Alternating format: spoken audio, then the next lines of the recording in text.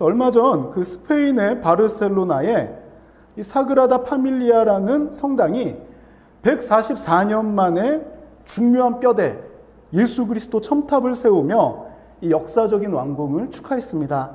물론 이 완전한 마무리는 2034년쯤에 이루어진다고 해요. 자, 이 성당이 유명한 이유는 1880년대부터 지금까지 계속해서 성전을 세우고 있기 때문입니다. 자, 이 성당은 천재 건축가 가우디가 설계하였습니다. 그 가우디가 1883년에 공식적으로 이 성당의 설계를 물려받아서 지금까지도 계속해서 건축이 이어지고 있어요. 가우디가 죽은 후에도 수많은 건축가, 조각가, 석공, 유리공예가들이 세대를 이어 교회를 세우고 있는 것입니다. 이 사그라다 파밀리아 성당은 가우디 한 사람의 능력이나 화려한 조각가들의 힘만으로만 세워진 것이 아닙니다. 햇빛을 아름답게 통과시키는 스테인드 글라스를 만드는 사람도 필요하지만 평생토록 캄캄한 지하의 디딤돌이나 눈에 보이지 않는 기둥 안쪽의 뼈대만을 묵묵히 깎는 이 석공들도 반드시 필요하고 이 짐을 나르는 노동자들도 필요하다는 것입니다. 겉으로는 가장 투박해 보이고 연약해 보이는 그 돌들이 성당 전체의 어마어마한 무게를 견디지 못한다면 하늘을 찌릿듯한 아름다운 첨탑들도 한순간에 무너져 내리고 말 것입니다. 즉 보이는 사람들 뿐만 아니라 보이지 않는 열심이 이 사그라다 파밀리아라는 세계적인 교회를 세우고 있다는 것입니다. 이 오늘 본문인 고린도전서 12장 특별히 12절에서 31절은 우리 몸의 지체를 비유로 들며 그리스도의 몸된 교회가 어떻게 세워져야 할지를 분명하게 보여줍니다. 당시 고린도 교회에는 유대인과 헬라인, 또 종과 자유인 등 너무나도 다양한 사람들이 모여 있었어요. 이 인종, 신분, 문화의 차이, 그리고 서로 자기가 받은 은사가 최고라고 자랑하는 이 교만한 마음 때문에 심각한 갈등이 교회 내에 존재하고 있었습니다. 도대체 왜 이런 갈등이 존재할까?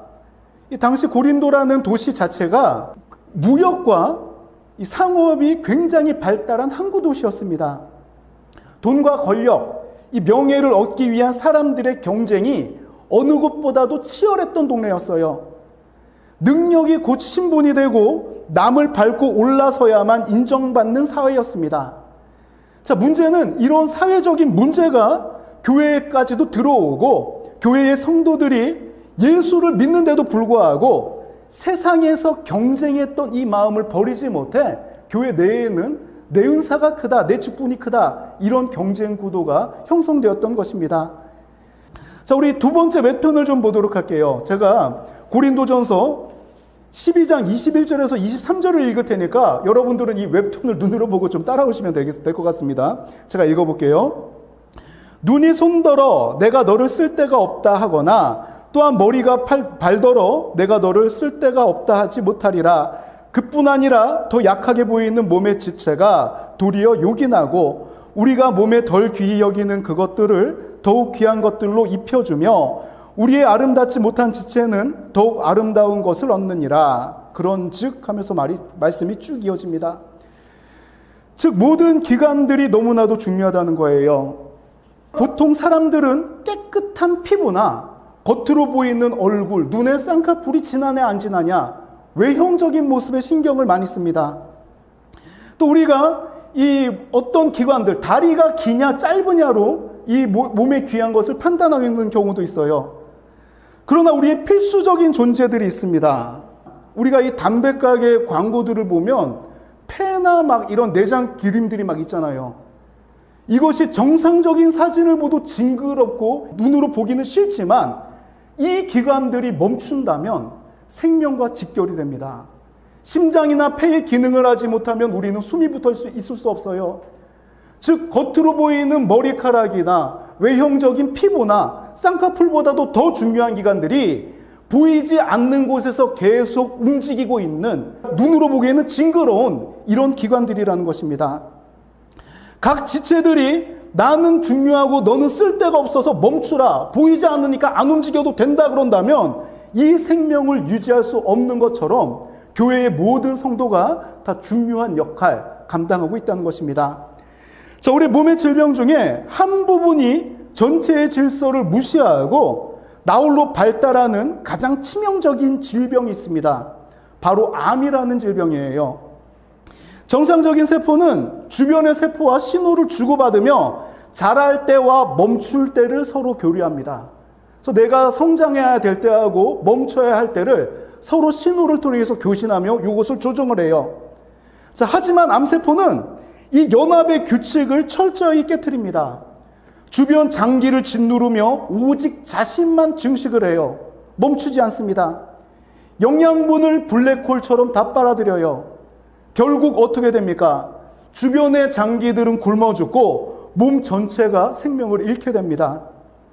교회 안에서도 나의 직분, 나의 은사만 최고라고 여기며 이 남을 무시한다면 그것은 교회를 무너뜨리는 영적인 암세포와도 같습니다. 우리 삼동교회는 이런 영수적 암세포가 없어서 너무나도 감사합니다. 하지만 우리가 은연중에도 나만 최고라는 이런 마음은 갖지 않았으면 좋겠습니다. 또 반대로 몸의 한 부분이 약해졌을 때 온몸의 다른 지체들이 기적처럼 힘을 합쳐서 생명을 살려내는 경우도 있어요. 의학용어로 축부순환이라는 현상입니다. 심장으로 가는 주요 혈관이 막혀서 피가 부족해지면 우리 몸은 비상벨을 울립니다. 그러면 평소에는 가늘어서 잘 쓰이지 않던 주변의 수많은 모세혈관들이 서로 연결하여서 심장으로 가는 새로운 생명의 길을 만들어내요. 즉 측부혈관을 만들어내기 시작합니다. 메인 혈관이 무너져서 막히자 겉보기에는 작고 그동안 티나지 않았던 모세혈관들이 서로 연결되어서 힘을 합쳐 심장으로 가는 핏줄을 새로 만들어내서 그 심장을 다시 뛰게 한다는 거예요. 저는 우리 삼동교회가 이런 측부혈관 같은 공동체가 되길 원합니다. 사람이 날마다 성령 충만하면 좋지만 때로는 연약해서 넘어지기도 합니다. 그럴 때마다 측부혈관과도 같은 여러분들이 붙잡아줘서 이 교회 공동체의 생명이 심장이 멈추지 않는 거룩한 교회로 서길 원합니다.